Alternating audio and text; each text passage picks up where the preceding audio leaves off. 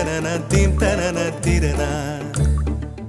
நடந்தால் ஆறு எழுந்தால் அருவி நின்றால் கடலல்லோ, சமைந்தால் குமரி மணந்தால் மனைவி பெற்றால் தாயல்லோ. சிறு நதிகளே நதியிடும் கரைகளே கரை தொடும் நுரைகளே நுரைகளில் இவள் முகமே. சிறு நதிகள்